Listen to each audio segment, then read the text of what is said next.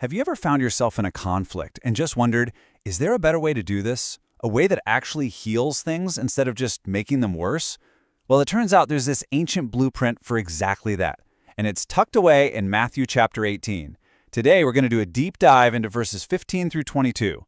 It's this incredible passage that gives us a process for reconciliation and then a profound, almost unbelievable challenge to forgive. All right, let's get into it.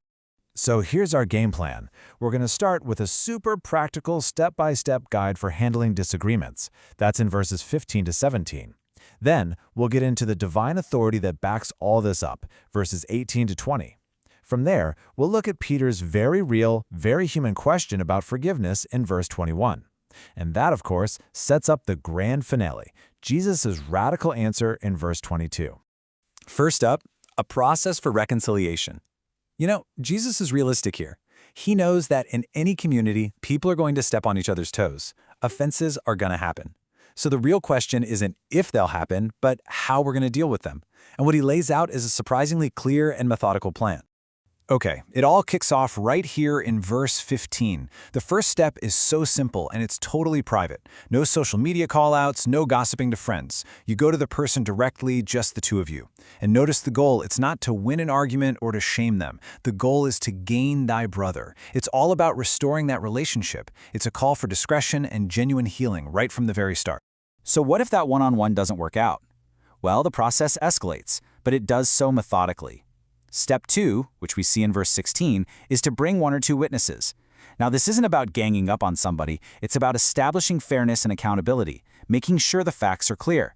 And if there's still no resolution, verse 17 gives us step 3. You bring the matter to the church, meaning the larger community or its leaders, for a final spiritual resolution.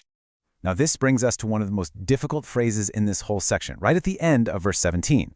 If someone refuses to listen even to the whole community, Jesus says to treat them as a heathen man and a publican. Whoa, that sounds incredibly harsh, right? But it's not a command to hate or condemn them. It's really a form of disfellowship, a kind of separation from the community. But the ultimate hope is that this separation will lead to some deep reflection, repentance, and hopefully eventual restoration. But here's the thing. This whole process for reconciliation, it isn't just some good human resources policy. It has this powerful heavenly dimension to it. These next few verses show us the divine authority that's actually behind the community's decisions and the incredible power that we find in unity. Verse 18 is, well, it's a massive statement. Jesus says that the righteous judgments made by his community on earth are actually recognized and confirmed in heaven. This is huge. It means that when the community is acting in love and truth to solve a conflict, they're not just acting on their own. They're acting with divine approval. So what do these words bind and loose actually mean? Well, they were pretty common terms that meant forbidding or permitting something. In this context, it basically means that heaven gives its official stamp of approval on the Spirit-led actions of the church, whether that's a tough disciplinary action or a joyful decision of reconciliation.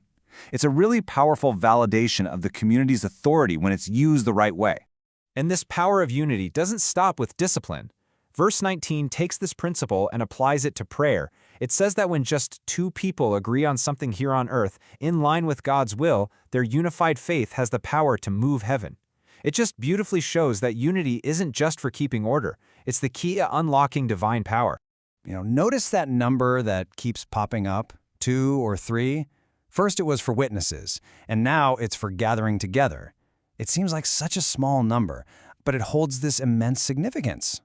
And here's why that little number is so important. Verse 20 gives us this incredible promise. Wherever just 2 or 3 people are gathered in his name, Christ himself is right there in the middle of them. I mean, what a profound assurance. It means that in those really difficult moments, when you're trying to work things out or praying together, you are never, ever alone. Divine guidance and presence are guaranteed. Okay, so this entire discussion about process and heavenly authority, it all leads to a very practical, very human question from Peter. You can almost picture him listening to all of this, and his mind is just churning, trying to figure out, what are the actual limits here? How far does this forgiveness thing really go? So in verse 21, Peter just comes out and asks it, Lord, how many times do I have to forgive my brother when he sins against me? Like up to 7 times?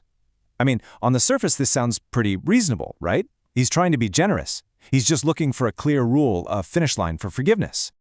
To really get why Peter's suggestion was a big deal, you have to understand the context. The common teaching from rabbis at the time was that you should forgive someone up to 3 times. The 4th time, that's when judgment was due. So Peter, by suggesting 7 times, more than doubling the standard, he thinks he's being incredibly magnanimous. He thinks he's setting the bar really, really high.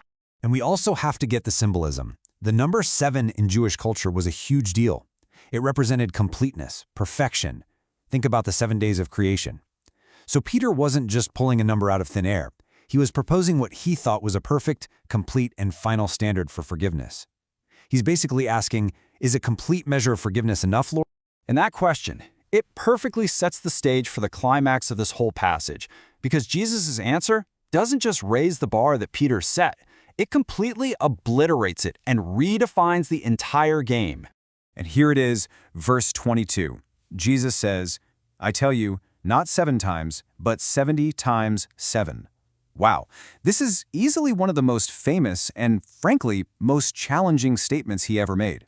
He takes Peter's generous, countable number and just replaces it with something that sounds astronomical. Now, if you do the quick math, 70 times 7 is 490.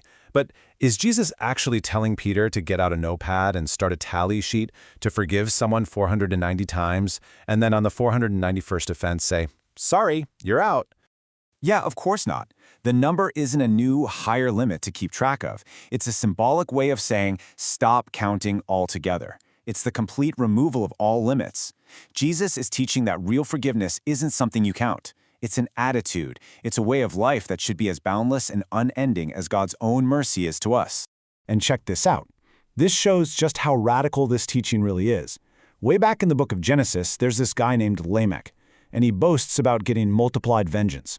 He says if his ancestor Cain is avenged 7-fold, he will be avenged 70 and 7-fold. Jesus takes that ancient cry for exponential revenge and completely flips it on its head, turning it into a new law of exponential mercy.